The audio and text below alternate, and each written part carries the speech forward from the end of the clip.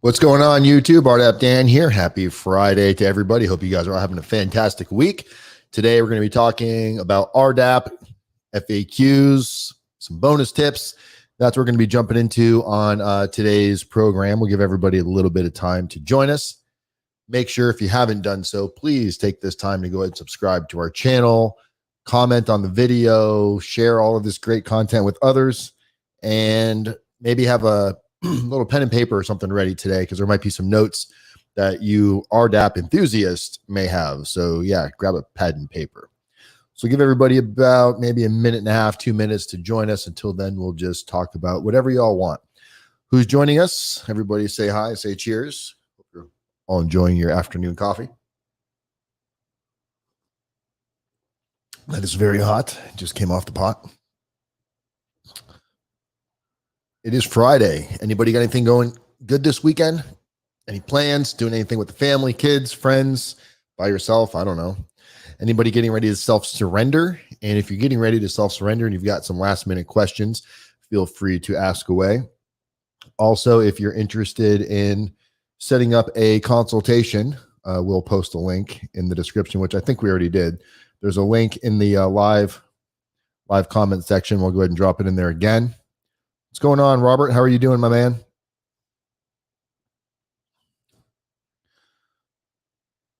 And we'll go ahead and post a comment there, post a link. If you come over to our website, you'll see there's a section on there where you can basically just start here and you'll fill out some information. This is how you would book a consultation with us. You just go through, fill this basic info out. You've got your name, your phone number, email address, point of contact, street address, all this good stuff. And then can you provide a brief description of your situation? Make sure it's something we can help with. It's just a lot of basic questions in order for us to best assist you in whatever it is you might be needing help with, to make sure that we can actually help. So feel free to hop over there if you want to book yourself a consultation. But today's focus is going to be RDAP Q&A. And I see there's let's see here. We've got Robert posted in the room. What's going on, Robert? So Robert said, good afternoon, bro. RDAP, pure waste of time, but free year. For some people, I know there's a lot of people that do feel that way. And I think that has a lot to do with a couple of different things. And we'll talk about that as we get more into it. But it could have a lot to do with the location where you're taking it, the RDAP coordinator, the team of RDAP staff, the DTSs, drug treatment specialists who are running the programs, and again, your mindset of what you're hoping to get from the program. For me, it was absolutely life-changing. So I would have to agree with Robert's, what his experience was completely, sounds like it was completely different from my experience when it regards to RDAP. Let's see here.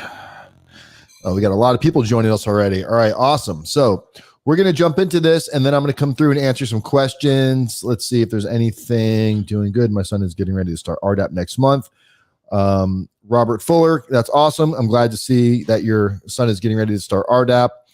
Kevin says, God bless your governor. He's talking about Governor DeSantis, who is not conforming with what the world says they should do and mask up everybody, as they've proven it doesn't really make too big of an effect. So I am happy to be living in Florida so I don't get rolled over and shut down again like we did last year.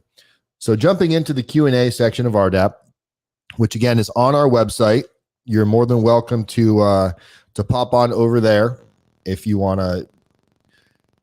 And if you click on, when you go on the website, you'll see, RDAP Q&A, which is right at the top of the website, RDAP FAQs. So we're just going to go down this list today, guys, and answer some of these questions. And then maybe we'll do a little dive into some of these questions to answer some of the further info that you may have on here, especially now with COVID kind of streaking through the system, and the fear of and everything in between can really create a lot of anxiety when somebody's trying to get into the prison system. So we're going to go in order as this is on the website.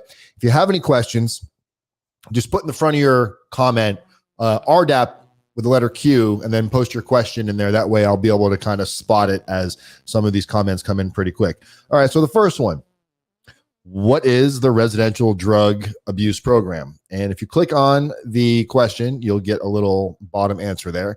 So RDAP is a voluntary 9-month. So when it says 9 months, it can be 9 months to a year based on if you get reset, and we'll talk about that. But it's basically a 9-month program, 500-hour program. RDAP embraces the comprehensive intensive therapeutic community model focused on substance abuse, addiction, criminal thinking patterns, coping skills. Further, besides the therapeutic module, 3 groups of treatment are covered. Small module self-help groups to learn about each module group. Schedule a call now if you want to talk more about that. So basically what that is once you get into RDAP, there's 3 different areas. There's the therapeutic community where everybody's just kind of people helping people. If you have questions or you're having a problem with something, they want you to get in the habit of trying to solve these problems by going to other peers that have maybe done the program or are further ahead in the program, which we can call mentors or big brothers. They want you to try to learn how to problem solve some of your issues instead of just bringing it to a staff member to get an immediate resolution. Try to fix the problem within yourself, right? That's the therapeutic section of it.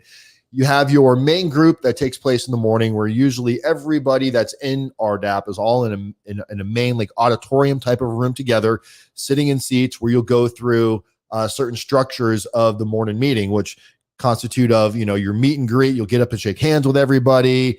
You might share like morning news and weather, or what's going on. When I say news, like news of the compound, like maybe the rec yard is going to be closed from noon to 2 o'clock. So if you had arrangements to go on the rec yard, you might want to reconsider what you were going to do, change your plans. That could be some of like the news updates. Weather obviously is what's going on with the weather. It's about an hour long of just going back and forth, anywhere from an hour to hour and a half. And this is also where you would see a lot of like the pull-ups, where if somebody's doing something they're not supposed to be doing, this is where you have an opportunity to hold your peers accountable, or they have the opportunity to hold you accountable. And being held accountable can sound stressful, but as long as you're owning whatever it is you did wrong, and you're giving up, and you're receiving the feedback, and you're understanding the feedback, and you're practicing on your communication skills and your body language, and you're not giving like mean looks when somebody's telling you something that you did wrong, you can work through this process very easily. And you'll see a lot of this going on where it creates this fear. That's probably the biggest problem that people have with RDAP, is they don't want to pull anybody up, and they don't want to be pulled up because you think you're going to get kicked out of the program for something stupid or something that might be meaningless. And you'll hear about that all of the time. You'll hear about people getting kicked out for something that seems super unimportant. But what you may not hear is the backstory, where this person struggled with similar behavior patterns, kind of making the same mistakes over and over and over again, and not really learning from those mistakes. So eventually that little seemingly unimportant mistake has now become an issue to the staff, showing that you're not programming through the system, and you can be removed or set back, which being set back can cause you, from doing a 9-month program, you can get set back 1, 2, or 3 months, which can now take you into a 10, 11, 12-month program, which can affect your release date, obviously, if you're expecting to release the minute you finish RDAP. So you really want to kind of pay attention to this when you're going through the program. If you have questions, additional questions on what is the residential drug addiction program, please use the link that I posted in the description of this video, or the link that is in the live chat. You can book yourself a free consultation. Also, my number and emails at the top of the screen. You can always text or call. It's much easier if you book a consultation. Normally, if you call or text, I'll probably respond with the link that you can click on to book your consultation. This way I can make sure that I have the time set aside to speak with you. I have a little time to potentially look up your case. And this way I can arrange to be in the office in front of a computer while I'm talking to you, so I'm not talking to you while I'm grocery shopping. So next question. This one we'll go over briefly because it really, most of you probably know the answer to this. Can the RDAP program benefit state prisoners as well? No. RDAP is only available in the BOP, Federal Bureau of Prisons. However, there are a lot of state programs that are similar to RDAP that are cognitive-based therapy programs that can reduce time or maybe be an alternative to going to prison. But speaking specifically on RDAP and my knowledge and what I consider to be an expert in, I don't really, I don't follow all of the other programs just because there's too many different state county programs to follow. So I kind of focus my energy on RDAP. However, if you are facing state time and you are trying to find out if there's a program and you know where you might potentially be going, book a consultation. I can do research on a case-by-case basis to help you best prepare for wherever it is you might be going outside of the Bureau of Prisons. All right, next question. Am I automatically in if the judge recommends RDAP? We see this a lot. I think most of you probably know the answer to this. Obviously, one would think so, but unfortunately, however, the decision rests with the staff in the prison. Naturally, it can be disheartening when a defendant enters prison, assuming he will get into RDAP and is turned down. Never forget the judge is simply making a recommendation. And we do get this one quite a bit as well, where somebody would say, hey, the judge ordered me into RDAP. The only thing the judge can potentially do is order you to take some sort of a drug abuse, alcohol abuse program. It can be RDAP, it can be AA, it can be the non-residential program in the BOP. You are not guaranteed to get into RDAP because of a judge's recommendation. Does a judge's recommendation help? Maybe, maybe not. But it's really going to be based on more what's in your paperwork, which we'll talk about that as we get a little further down the road. But just because the judge says you're to take RDAP or recommends or orders you to take RDAP, they have no say-so in the matter. Same token applies when a judge tells you what prison you're going to go to, or if a judge recommends a specific prison, it doesn't mean that's the prison you're going to go to. It's still up to the BOP. The BOP has control over all of these determining factors, not the judge. The judge can only make a recommendation, and the judge is there to impose a sentence. The judge doesn't even know what custody level you're going to land in. This is why it takes a while to get designated from the time you're sentenced to the time you actually surrender to prison, or from the time that you get transferred from a county jail to your actual prison. It doesn't happen the same day. Let me check and see if we got any questions based on this.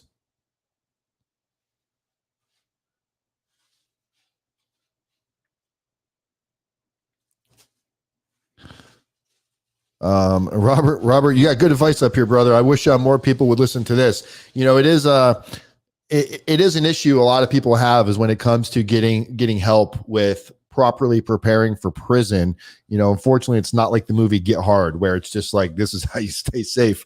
You know, people definitely don't like spending money, which can range anywhere from, you know, a few $1,000s up into, you know, $10,000+ for some of the help and the different level of services that we offer.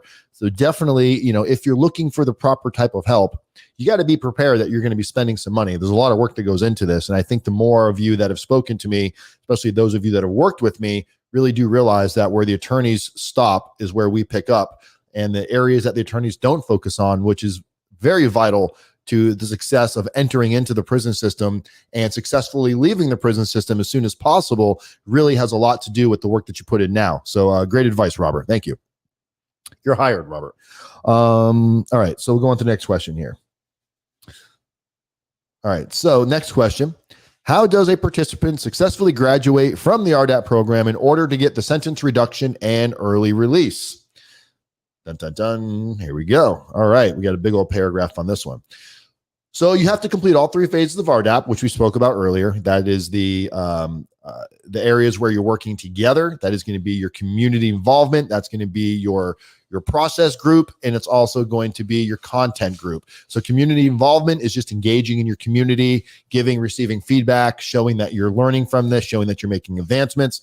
Your process group is usually going to be 4 days a week. It's going to be process group. It's kind of like, think of that as class, where you're in there with your classmates. You all started at the same time. You're all expected to graduate at the same time.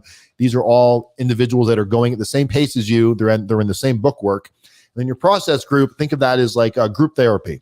This is where you're going to be in a therapeutic section, which is usually 1 day a week. You're going to have your therapeutic section with your DTS, your drug treatment specialist. That is the RDAP employee that works there, that is going to be overseeing and kind of controlling and moderating the group. But it's a community-based group, meaning you are going to be part of the group. You guys are going to run the group. They are just there to moderate and make sure everybody kind of stays on track and does what they're supposed to do. But for the most part, you guys are going to be running the group yourself. And it's usually anywhere from like 7 to, we'll call it 12 individuals in one of these groups. And these groups can be brutal. They can be very hard to, you might say something that you think is like, you know, oh, I did this to help my kids, or the reason why I was doing Medicare fraud is because, you know, I needed to support my family. I had no other choices. You know, they're going to come in on you. other group members are going to tell you why this thinking was poor thinking and how that's not really what it is. And it just really goes into challenging your thought process and making you see things a different way. But you have to get through all three phases of this. The first phase usually is the most rigorous phase. It is the unit-based component comprised of 500 hours worthy of therapy lasting approximately 9 to 12 months. Approximately 9 to 12 months, lasts 3.5 hours a day, occurs the morning or afternoon sessions. RDAP has a higher priority than any other BOP.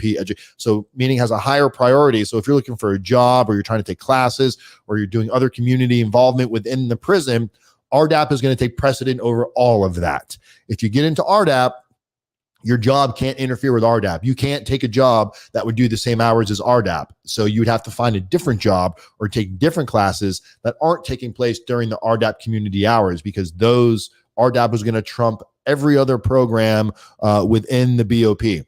Second phase is considered the follow-up care that you receive if you have not yet been sent to the halfway house. So after you graduate RDAP, if you're still in prison, you're not going to go to the halfway house. Let's say you still get another 6 months or a year less, you're going to do the follow-up care, where you still have to go once a week. You have to sit in with a little group. It's going to be a much milder version of RDAP, but it's to kind of maintain what you've learned from RDAP.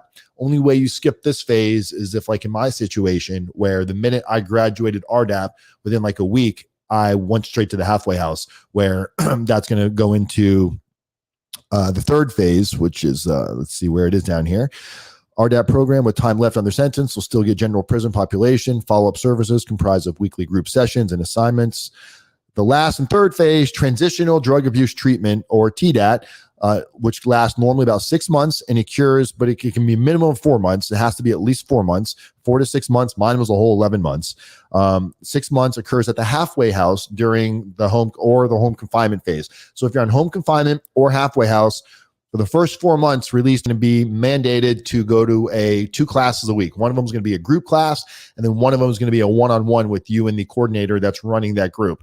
It's a much milder version of RDAP. I've never seen anybody flunk this portion of it unless they got in trouble for something else, like stealing or fighting while they're in the halfway house. Then you can get a series 100 or series 200 shot, and that can take away your year of halfway, or your year of RDAP, or your 6 months or 9 months, whatever you received, and send you back to prison. So you want to be real careful while you are in the halfway house. So again, all this information is on the website, guys, or just federalprisontime.com. You click over there and you'll see the section on there for FAQ RDAP. So if you have any questions on how does a participant successfully graduate the program, again, use a link. Go ahead and set yourself up a consultation and we can go through this. What is the wait list like for RDAP? So we're going to make this simple. The answer in here is probably a little lengthy, but we'll make it a little simpler. Before, there used to be a massive wait list for RDAP, the way that they would run the program, because they'd make you wait so long to get into the program.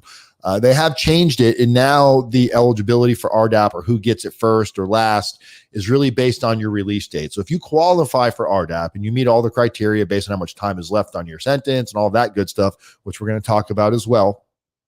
And then I'll get into, I know a lot of you got questions. I'll go through those questions after this. I'll go back and read through them. But assuming you qualify for RDAP, it's in your PSR, the RDAP coordinator met with you, and they're like, yes, you're going to go into the program. It's going to be based on release date. So if you get to the prison and you've got 24 months left on your sentence, and somebody else is already getting ready to start, and they've got, let's say 30 months left, and the class is filled up, that person will get bumped and you'll be given the spot instead, because they can still take the class at a later date and have enough time to get the time off, because you have to have 24 months minimum in order to get the sentence reduction portion of RDAP. So you would take precedent over that person, or vice versa. They would take precedent over you. And I've seen individuals on a waiting list to take the class that were tentatively ready to go into the next class when the next group starts. And then we get a shipment of new inmates and somebody qualifies for the program. They've got a shorter release date, and bump that person right out of the spot. I've seen it happen 5 or 6 times to the same individual, to the point where that individual was in the RDAP unit going through all the RDAP, the RDAP, an RDAP unit is a lot rougher than a regular unit in a lot of ways. Like, even if you're not in the class yet, you still have to live and obey by the RDAP dorm rules. What time you get up, how you dress, what you're doing with your free time, quiet time, all of this, you're basically applying all of this without getting any of the credit for the program, and you can mess up and get kicked out of the program without even actually being in the program. So try not to move over to the RDAP unit until you know that you're going to be in it, so you don't accidentally make a seemingly unimportant decision that kind of ruins the entire thing for yourself. But ultimately, it's going to be based on your release date, who has a sooner release date. And to touch on release dates, it's really important that you understand this. And this is one of the big things. I actually wish the client that I just spoke to, I wish they sent this to me in an email so I could share it with you, but it was a phone call. One of my clients had just got out, and they never added me to core links when they were in prison. They, for whatever reason, couldn't find the email address or point of contact. It didn't send it to them, but they called me and wanted to give me a huge thank you because they had a minimum required sentence to get into RDAP. They got the 24-month sentence, but if they would have went into prison when they were designated to self-surrender, the time and date they were to self-surrender would have offset with RDAP, meaning just because you're sentenced to 24 months, which is the minimum requirement to get any time off from RDAP, to get 6 months off is the minimum of a 24-month sentence. If you get to the prison and the next RDAP class doesn't start for 2 or 3 months, now you're outside of the window of time eligibility to still take the class, and you no longer qualify. So getting sentenced to 24 months, once you know where you're going to go, so let's say today you're sentenced, the judge imposes a 24-month sentence, takes 2 or 3 weeks, maybe a month to find out where you're going. And let's say you find out you're going to Coleman Low. You're going to go to Coleman Low and you're going to self-surrender on September 23rd. But the next RDAP class either just started, let's say that RDAP class just started like September 20th. So you get there September 23rd. The last class started 3 days before you got there. They're not going to put you in that class. You're going to wait till the next class, which might be 2 or 3 months. And now, because that 2 or 3 month wait period, you're now outside of the window of having enough time to get the time off. So now you're disqualified from taking RDAP, because when you finish the program, and given your 6 months off, plus your good time and your minimum of 4 months halfway house, you don't have enough time to do the 4 months halfway house now. So now you don't get any time off at all. And you've completely just missed your window of opportunity due to a technicality. So by using a service like ours, we can find out, once you're designated to a prison, when the next RDAP class starts, get the start date, then prepare with your attorney to create a motion that can go back in front of that sentencing judge to adjust your self-surrender date to have you go into the prison system a couple of weeks before the next class starts, to increase the likelihood that the RDAP coordinator will interview you and put you into the program.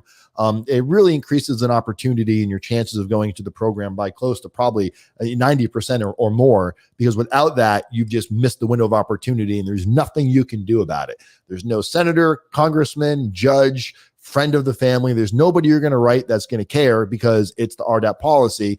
It's not their fault or their job to align these things. It should be more public information for when somebody's given a sentence like this, but one hand doesn't talk to the other. So again, one more reason to book yourself a consultation with somebody like us, which again, our link is in the description of this video. So use it and abuse it.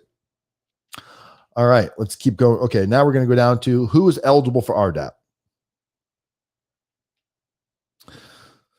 So, or ineligible for RDAP. Prisoners convicted of violent crimes are ineligible. Additionally, felony convictions of rape, assault, robbery, child sex abuse will disqualify you. Moreover, violence and use of a weapon or firearm will disqualify you. Also, we'll put bank robbery in there. We've got clients that have like, well, I robbed a bank. It wasn't violent. I didn't have a gun. It's still considered a violent crime. If you rob a bank, you can take the program, you can take RDAP, but you're not going to get any time off. You're not going to qualify for the sentence reduction portion of it. So violent crimes, and if you're not sure where your crime falls under, the categories there, book yourself a consultation, and maybe we should share that link one more time with you guys. Let me grab it for you. For those of you that want to book a consultation, I'm putting it again in the live chat. It's also in the description of this video. But there you go. Violent crimes will not qualify. There are some sex offenses that will qualify if it's like a non-hands-on, if it was pictures only. I have seen individuals with sex offense crimes, child pornography crimes that do qualify. And sometimes there's a gray area whether you do or don't qualify. So the best thing you can do is book yourself a consultation so I can look up your situation specifically and give you a better idea of whether you may or may not qualify. Back to Q&A. All right. When can you start the RDAP program once admitted? Okay. Although each RDAP facility is run slightly different, normally you must be within 48 to 60 months of your release in order to apply for RDAP. Once admitted, your start date depends on the wait list, which priority is given to inmates with an earlier out date as of 2012. Due to the more stringent RDAP eligibility and admission guidelines, most inmates are starting early and receiving their full sentence reduction for early release. So basically, this is what we are talking about before. It's based on release dates. Typically, if you have too much time left on your sentence, like let's say more than 60 months, you probably don't want to get into RDAP right away, because now you're going to take RDAP, you're going to finish the program, and then you're going to go back into general population of the prison. And a lot of the tools and programming and thought processes you're going to start to go back into the prison politic mindset and maybe fall back into like kind of a bad way of doing things, or you might get in trouble for doing something stupid in prison. Maybe you stole a piece of chicken out of the chow hall, or you were given a piece of chicken and there was a misunderstanding. If you get in trouble while you're in prison after you've completed RDAP, you can get kicked out of RDAP, or you have your RDAP. I forgot what it's called when you graduate RDAP. Somebody else can fill it in here for me. Post it in the comments if you remember. But once you graduate RDAP, you're given your early release of knocking the sentence reduction portion of it. That can be taken away from you very easily. And if you're in prison, it's a lot easier to get taken away from you than it is once you're in the halfway house or home confinement. Once you finished halfway house and home confinement and you started supervised release, your probation, you're no longer at risk of losing your RDAP. So you really want to make sure that you're taking the program and having a good chance of, when you finish the program, to kind of going straight to the halfway house after that. That's kind of your sweet spot in timing. I have seen individuals take RDAP with still years left to go on their sentence. And a lot of this had to do when the 2-point reduction was out for nonviolent offenders, first-time nonviolent offenders, drug offenses.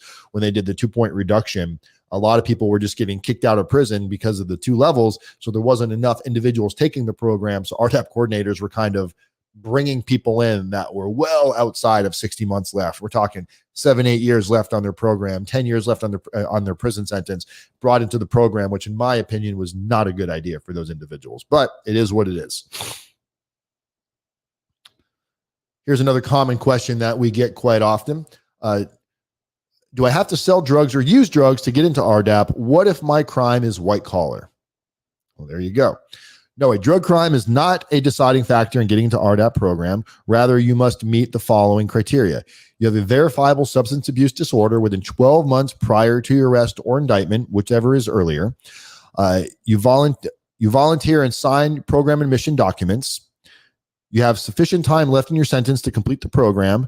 You are able to complete all 3 phases of the RDAP program and possess the mental ability to do so. You must be able to be sent to a halfway house, and therefore with detainers like ICE or INS detainers or military inmates are not eligible.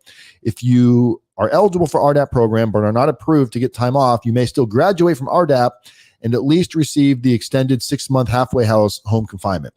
Really, it's 4 months. So let's talk about that a little bit. Verifiable substance abuse disorder within 12 months prior to your arrest or indictment, whichever is earlier. What they're really referring to there is information that's provided in your pre-sentence report. It doesn't necessarily have to be from a doctor. You don't have to have, a DUI, or you don't have to have like prior drug charges. You have to have admitted it during the pre-sentence investigation, which takes place after you plead guilty in front of a judge. You'll meet with U.S. probation. You'll do an interview process where they're going to go through your entire life and a timeline. They're going to talk about your mental health. They're going to talk about your background. They're going to talk about your finances. They're going to talk about your substance abuse. And this is where a lot of individuals will make a mistake and not own up to their substance abuse issues, thinking it's going to cause them more problems or get them in more trouble, or they're going to be taken into custody. Their pretrial release is going to get revoked. They fear people are going to judge them. They're embarrassed. They're ashamed. They don't want anybody to know about their situation. All kinds of things float around in our mind. And if your attorney did not properly educate you on the importance of owning this and being honest during that probationary report, you can cut your legs off and not qualify for RDAP. When it says volunteer and sign program admission documents, RDAP is a volunteer program. When you take RDAP, no one's making you take it. That's why the judge can't court order you to take it. You get to the prison, you see if you qualify, and they're going to ask you, why do you want to take this program? You realize that it's a volunteer program, and by signing these documents, you're agreeing to volunteer and abide by the program guidelines, which is hold others accountable, give and receive feedback, be a part of the community, and show that you're learning and growing from these mistakes. And they're probably going to ask you like what your drug of choice was, which can be just alcohol. If you were only drinking, it doesn't have to be, other substances such as marijuana or cocaine or, pills or heroin. It can be just alcohol that you feel you have an issue with, as long as you mentioned it in your probationary report. Your PSR can be enough to give you the basic qualifications for RDAP. Complete all 3 phases. We already spoke about that. You must be able to go to a halfway house. So if your crime prevents you from going to a halfway house, let's say you have a specific sex offense crime and you can't go to a halfway house because the halfway house near you doesn't accept sex offenders. Maybe it's too near a school or playgrounds or things of this nature. You're not going to be eligible for RDAP, because after you graduate the in-house portion of RDAP, you have to be able to call it the TDAP, the transitional portion of RDAP, which is a minimum requirement of 4 months. So if you can't go and do the 4 months, you cannot take RDAP. Same thing with if you have a detainer. Let's say you have another pending case that's waiting for you. So when you finish your federal prison sentence, you still have another case that's pending. That will stop you from going into RDAP. ICE detainers, ICE detainees, if you're going to be potentially, if you're going to be sent to another country when you're finished, if you're going to be extradited out of the United States and you're no longer allowed to stay in the United States because you violated your terms of being here, that's going to prevent you. So if you're not sure, again, use the link, book yourself a free consultation. We can go through all of these Q&A questions with you on your specific situation and scenario. I was giving advice that Dan was preparing to give on RDAP and PSR. 6 months. Sorry, Robert, I missed the question there. Let me see what it was. Possibly have all your outside treatment records ready to be sent to the institution so that the RDAP coordinator has validation to say yes. Yeah, Robert's talking about some of the, if you have, if you've done programs before, like if you've been in AA or NA, and remember, within 12 months. So if you're arrested or indicted today, whatever the instant offense was, so from today and 12 months back has to be the window that you had some sort of a substance issue. If you were an alcoholic 4 years ago, and you went to AA and you cleaned your life up, and for the last 2 years, you've been sober and clean, that's not going to qualify you for RDAP. So if you've got more questions on that, book yourself a consultation, because it really can make all of the difference. And if you're not sure how to book the consultation, shoot a text. My number is at the top of the screen, 509-434-4695, and say, Dan, I'd like to book a consultation, and I will fire back a link, make it easy for you. It's people helping people, communities method, one day at a time. All right, let's keep it going. How can an inmate apply to RDAP? All right. So you can be referenced to the program by a BOP staff, or you may directly apply with the Drug Abuse Program Coordinator. That's the RDAP coordinator at the institution, and they will ascertain if you have enough time left on your sentence, have the mental and language English ability to complete the program, have documented verifiable substance abuse disorder within 12 months prior to your initial arrest or indictment. That's the PSR, the information that you divulged during that interview. That's what they're referring to on the last option there. Have documented verifiable substance abuse within 12 months. They're referring mostly to the PSR. There are other ways to do this, which we can talk about in a second, but the mental and language ability to complete the program, you must be able to have comprehension, read and write, basic skills at a 7th grade level. So if you don't have a GED, a diploma, any college degrees, you will have to take you're going to have to get your GED while you're in there. But if you're trying to get into RDAP before you can take the GED, there is an assessment test you're going to take to make sure that you can read and write at a 7th grade level. Because if you cannot, you won't be able to follow along with the bookwork, which the bookwork is very basic, very simple. It's very cognitive based. It's more of a group community activity. But if you can't read and write, you'll hold the group up and you won't be eligible for RDAP. So if you think you're going to be going into prison and you're kind of struggling right now, go out and do what you got to do. Try to get your GED, take some classes, join maybe some free classes online or a community college. Get yourself educated enough to be able to get into this program if it's something you think you're going to want to do. Again, if you're not sure, book a consultation and we'll chat about it. How does RDAP define that I have a substance abuse disorder? All right, this is where there's all kinds of different takes on this. And this is where the BOP, in my opinion, RDAP coordinators specifically really do drop the ball sometimes. We've seen individuals disqualified for RDAP that should be qualified, and really has a lot to do with this. So how does RDAP define that I have a substance abuse disorder? You have a disorder when your use of controlled substance is more than just social or recreational and meets the definition as listed in the Diagnostic and Statistical Manual of the Mental Disorders, 4th edition of the DSM-V5. The definition shows a pattern of dependence and abuse as follows: continued use despite family, social, work, or legal problems, increased tolerance of substance abuse requiring more of the same effect, withdrawal symptoms. Okay, so sorry, this one is basically what substance abuse is, which if you think you have substance abuse disorders, you probably fall into here. But the next one down is what I meant that I thought we're going to be talking about: verifiable substance abuse disorder. So we'll jump to that. Okay, so pre-sentence report.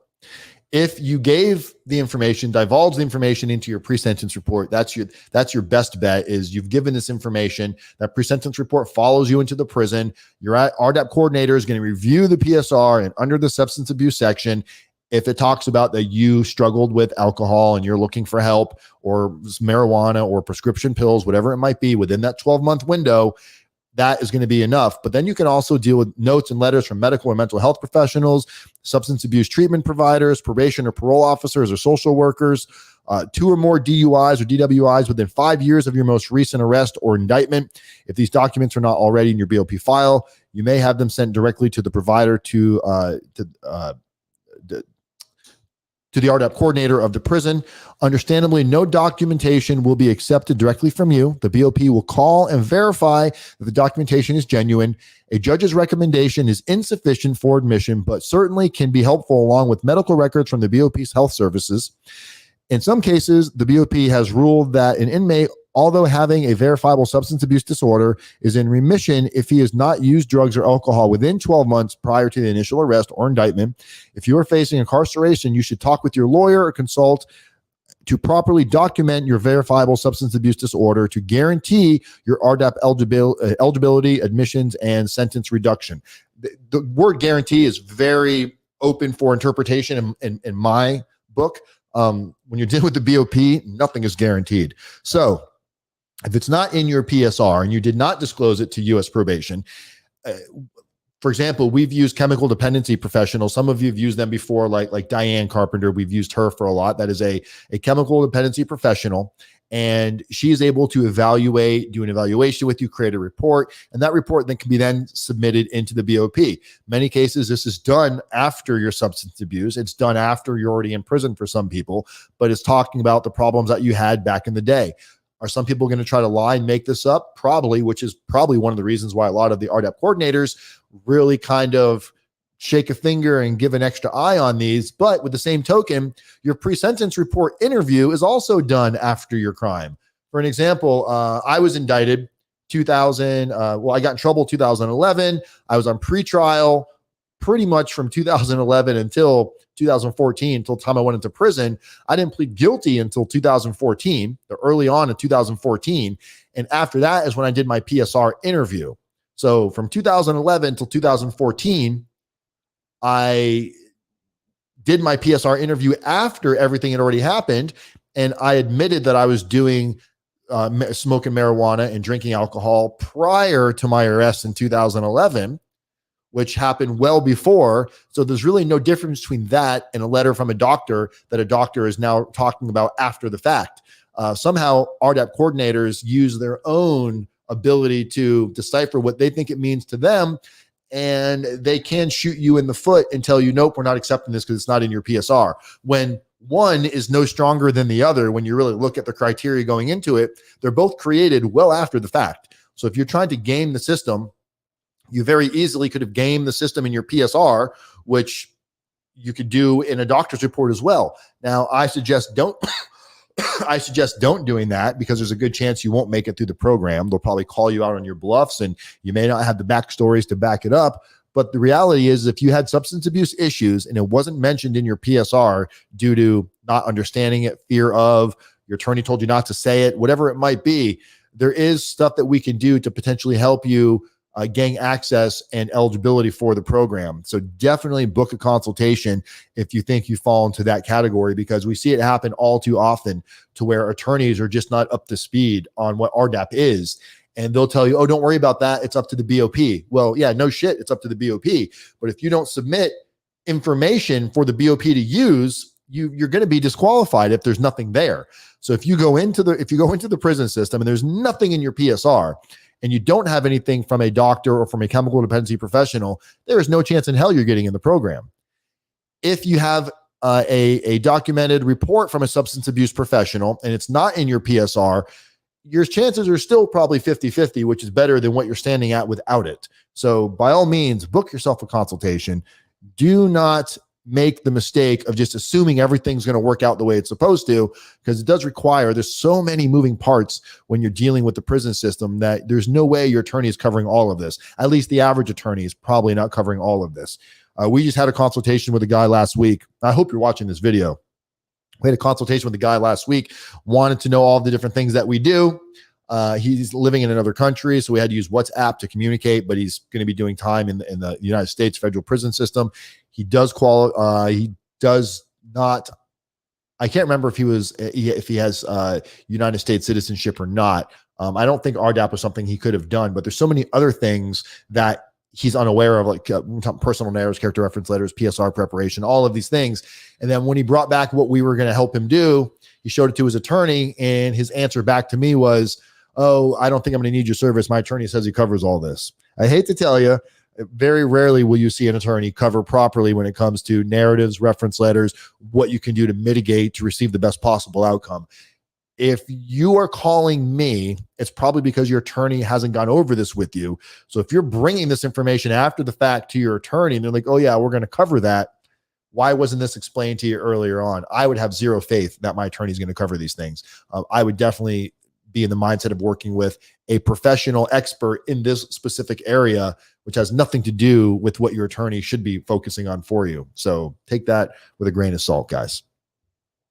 All right, keep it going. Here we go. This is a great question. Can I still get into RDAP if I fail to disclose my substance or alcohol use drinking on my pre-sentence interview?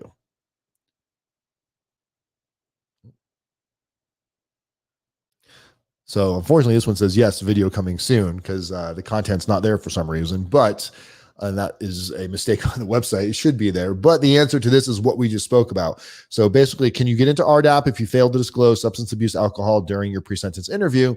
That's what we just spoke about. You can, but it's harder because now you need something like from a substance abuse expert, a chemical dependency professional, which these are services that we do provide. And these are services that some people purchase by themselves because they've already been sentenced or whatever the case might be. They don't need anything else. This might be the only service that you may need, which we can definitely work with you on how this could position you to receive the best possible outcome. So if you did not disclose your substance abuse on your PSR, definitely book a consultation and we'll have a call. We'll go over your options on that. And if you have a copy of your PSR, even better, have it prepared to send for the conversation. If you don't have a copy of your PSR, get your attorney on the phone and ask him for a copy of it. How difficult is the RDAP clinical interview? What they're referring to here is once you get into the prison and you want to go into RDAP, you're going to meet with either the RDAP coordinator or one of the drug treatment specialists that work within the program, and they're going to do a clinical interview with you. The interview, in my opinion, is not, I mean, for me, it was very, very run-of-the-mill, very basic. You'll be interviewed by the institution's drug abuse program coordinator. Once applied, you have documents to your central file verifying your substance abuse. It says the interview can be, I think the reason why this says it can be rigorous, it's really to some of the consultants out there in the world want to make you think it's almost impossible to get into RDAP without their help. I do not believe it's rigorous. They're basically going to ask you, why do you want to take the program? What are you hoping to achieve from this? You know, if you have the information, the substance abuse information, it's in your PSR, and you tell them you want help with it once you get there, the interview is really more of a formality. It's just a very informal, you talk a little bit and they send you out, you're already in the program. They want to put people in the program. They want as many people in the program as possible because the BOP makes money for every person that enters into this program. So they want you to enter the program.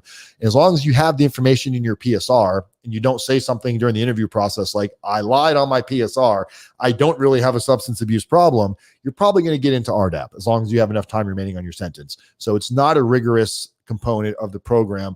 Other prison consultants might tell you that because the only thing they focus on in the world of consulting is how to get into RDAP. And there's so much more to prison consulting than just getting into RDAP and qualifying for the time off, which is why very few of our videos are surrounding around RDAP. Which prisons have the RDAP program? Okay, so there's we'll just pull up that. So on my website, and if you click the link that's on that right there, it'll bring you over to another page on our website, which has, and this, updates. So you always want to check to verify, which if you're a client of ours, we will verify. But this goes by region of where RDAP is and where it's not.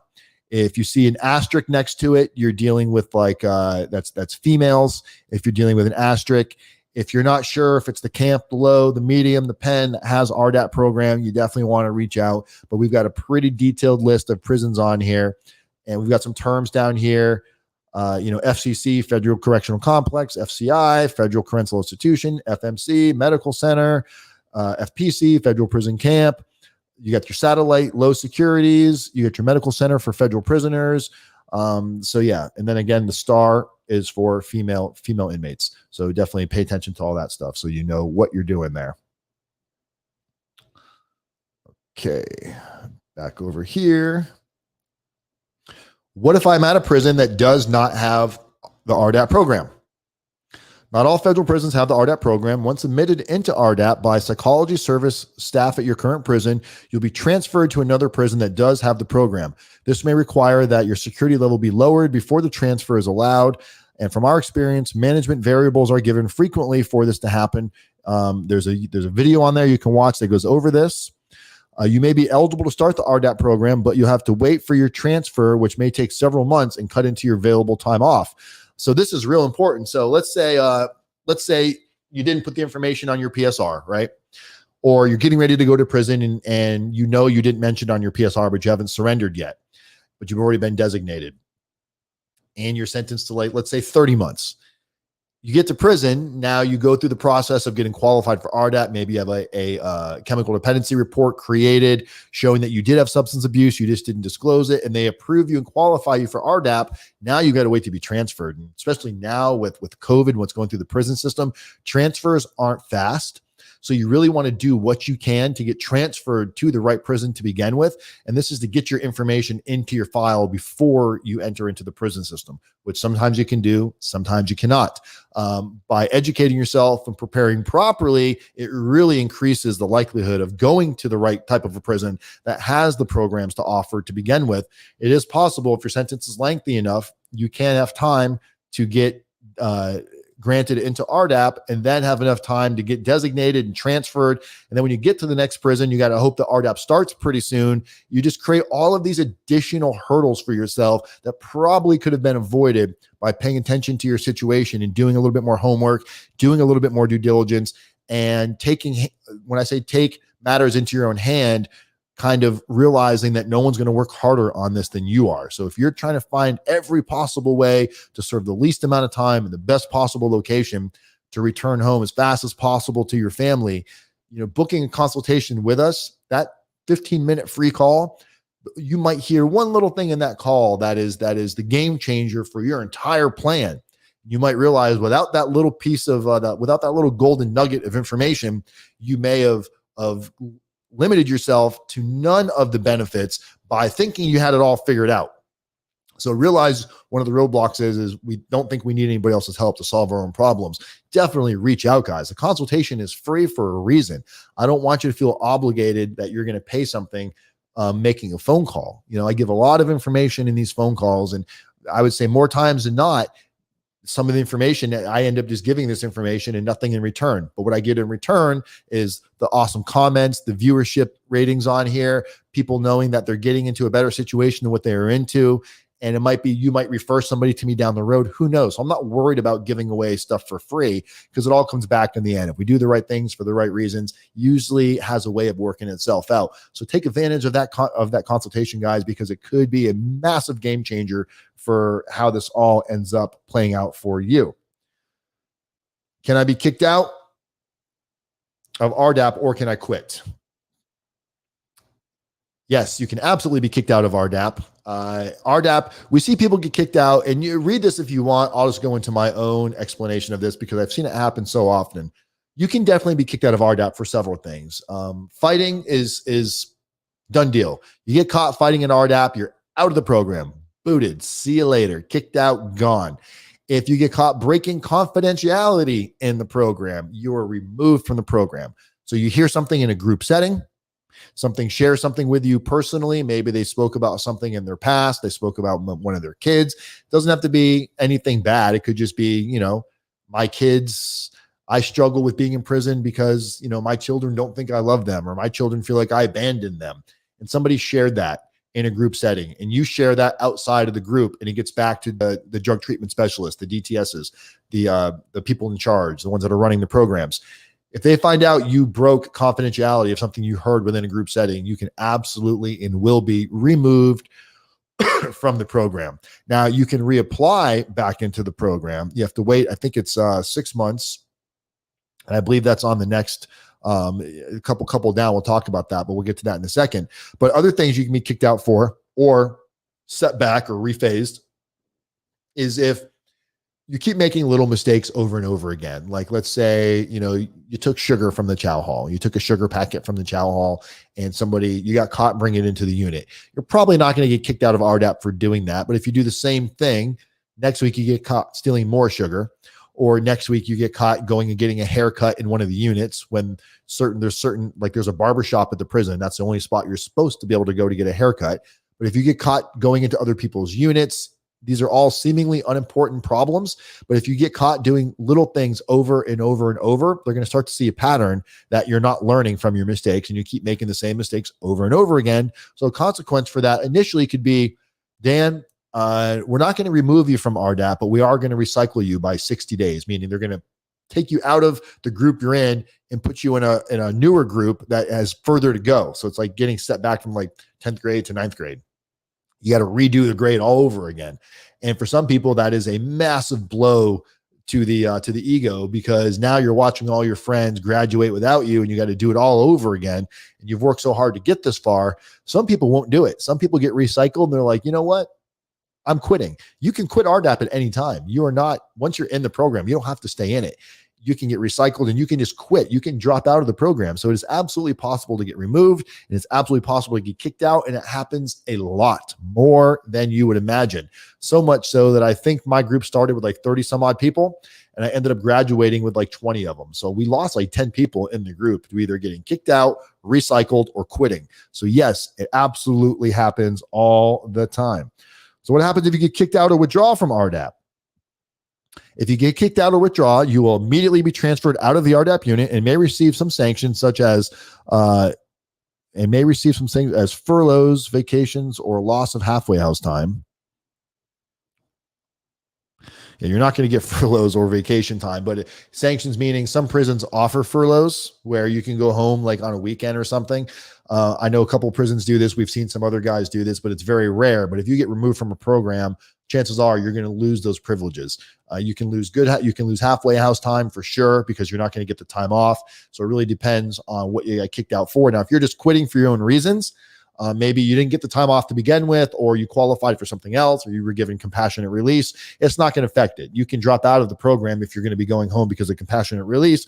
There's no point in for you to finish the program unless you want to do it for your own reasons, like you enjoy the program guidelines and you're finding value in betting yourself to be a better person. But that's your own personal beliefs of the program itself. Next question is, can I reapply into RDAP after I get kicked out or quit? Yes, after 90 days, so it's 3 months. So after a 90-day wait period, we have found that most instances reapplication is encouraged and successful, but you will be starting all over again, and therefore will lose any time that you already put in originally. So if you made it through 6, 7, 8 months of the program and got kicked out or quit, and you reapply 90 days later and you get back into the program, you got to take the whole program over from start. So obviously, if you're sentenced to a rather short sentence, this won't really benefit you, or you won't even be able to do it because you won't have enough time to do it. But if you've got a lot of time left on your sentence, if you're given a 60-month sentence and you get into the program and you quit or get kicked out early on, 90 days later, you can still apply, redo the program, get some time off, and put yourself into a much better situation than what you were in. So yes, the answer is yes, you can reapply if you're removed from the program. I think we have one more question here on here, and then we're going to jump into some of your questions you have on here. Then we'll wrap this video up. How much time will I get off, and who decides? If your sentence, and this is huge, and we'll talk about this a little bit. So if your sentence is 24 to 30 months, guys, you get 6 months sentence reduction. 31 to 36 months, you'll receive 9 month sentence reduction. 37 months or more, you'll earn a year off. Up to a year off. So now what this means, though, is remember, 24 to 30 months. If you're sentenced to 24 months and you get to prison and the next RDAP class doesn't start for 2 or 3 months, you don't have enough time. This isn't saying this should say if your sentence remaining is 24 to 30 months, this is how much time you'll get. If you're sentenced to 24 months, but it takes you 2 or 3 months to get in the program, or you're at a program where you need to transfer to another prison, you're not going to have enough time to do it. It's just not going to happen. And the same thing can be if your sentence is 37 months. So if you get there with a 37-month sentence, which 37 months is what you need for the full year, anything less than that is 9 months. If you get sentenced to 37 months and it takes you 2 months to get in the program, now you're only going to qualify for 9 months versus 12 months. This is why a service like ours is incredibly important and can be another major game changer in how your time plays out, because we think about these things. We will contact the prison. We will find out. We have clients in almost every single one of these prisons that have RDAP in there. We can very easily contact one of our clients who can get us the next updated RDAP start date. Or we've built relationships with some of the RDAP coordinators where we can call them and find out when the next RDAP start date is. Now, RDAP start dates are subject to change. So sometimes you'll get a start date, you'll get everything switched, you'll get there, and then there's not enough people to start the class, COVID, something, there's always moving pieces that can cause some wreckage. But what our job is, and your job is, to create an opportunity and a path to create a likely possibility for you. We can't foresee every problem that's going to happen, but we can remove a lot of the debris, so it increases the likelihood of you having a successful journey through this prison system in and out as fast as possible to put yourself back with your friends and family. And if you're, the sole breadwinner in your family, this gets you back out on the street earning as soon as possible. So there's massive benefits to why you'd be hiring somebody like us to prevent you for RDAP. And now with COVID, we're seeing so much going on with the program, that we're seeing program start dates change. We're seeing people that are already in the program that are 6 months into it, and all of a sudden RDAP freezes because they can't go to groups. Somebody was tested positive and RDAP shuts down for 3 or 4 months. This can kick you out of your qualifications, and it's not your fault. It's not the prison's fault. It's something that we are not used to dealing with. So there are many things that can completely cause and throw a wrench into what your plans are. So you have to kind of plan for the unexpected. And it's easier said than done when you're dealing with RDAP.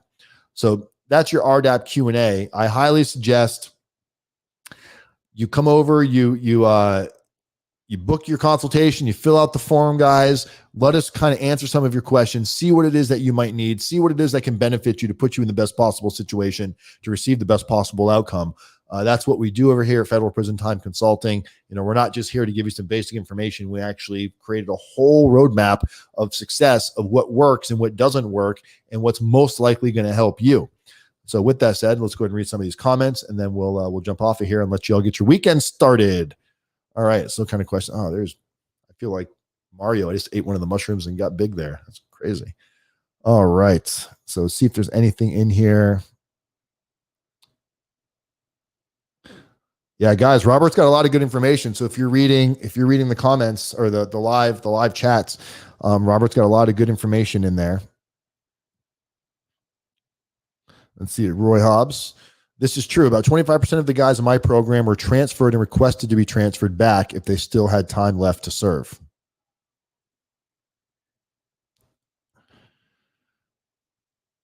So Roy and Robert kind of took over on here.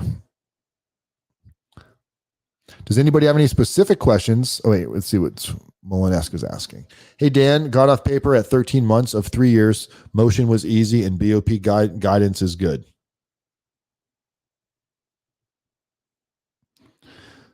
Elena Flo, she self-surrenders on August 27th.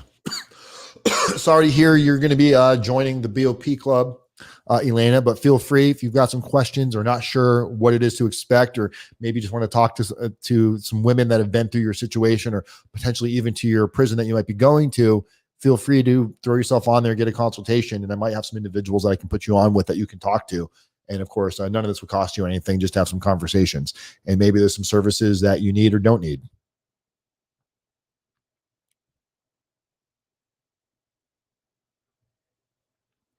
Robert's son is getting ready. Yeah, so that seems like the majority of the questions. Oh, wait, here we go. Robert, he's asking, what does it mean to get off paper? Probation. So, for example, you're given 36 months of supervised release after you finish your commitment to the BOP. So after you've done your prison time, you've done your halfway house home confinement, now you're going to start your probation, which could be whatever, 12 months, 24, 36. A lot of times once you've completed 50% of your supervised release, if your motion is prepared properly and you file a motion for early termination off of supervised release, which again is a service that we provide, the judge can terminate your probation early. Now, a lot of factors that go into that. If you owe like a lot of restitution, that can be a reason to deny you. If you were in a lot of trouble while you were in prison, or you got in trouble while you're on probation, those can be reasons to deny you. Or if you just write a really bad motion or don't know what you're writing and you ask for it the wrong way, you can be denied. So you kind of, and it also depends what district you're in. Some districts are lenient. Some districts are very, very rough and don't let anybody off. But my advice would be to let a professional prepare this for you. You know, you're not going to be spending a fortune on this. It's definitely worth what you're going to be spending to get it done. But, you know, if you're going to get your shot, take the shot the right way. Why would you do things kind of half-assed if you don't have to? But that was a good question. Thank you, Robert. Oh, there we go. You're hired too, Roy.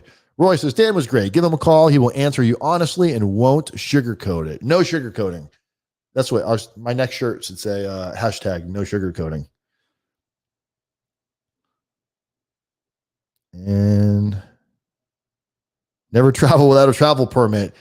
Yeah, don't travel without a travel permit, guys. If you're on supervised release and you're given your geographical location, like South Florida, where you're allowed to go, don't think, well, I'm going to drive to Georgia. No one's going to know. Man, a toll booth, you get pulled over, somebody tells on you. It's stupid violation. So be very, very careful, guys. But yeah, look, common advice, very, very basic advice here is there's so many moving parts in this process of preparing for the federal prison system, well beyond just going to prison.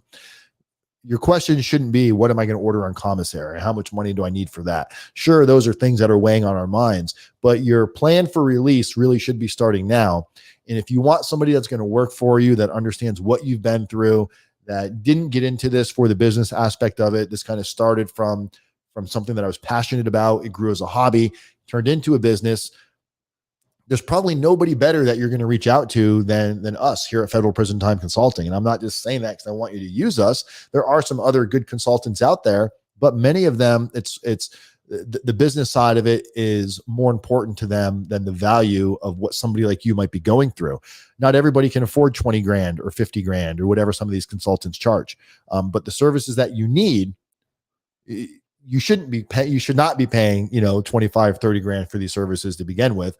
A lot of the services that you're going to be needing can be done for a much more affordable cost, but the mindset and what you're going to get from this, the ease of realizing that you're not going through this alone. Many of you right now have either contemplated or thinking about things like suicide or going on the run, and you're having these awful thoughts of how you're going to talk to your children. Anxiety is just destroying you.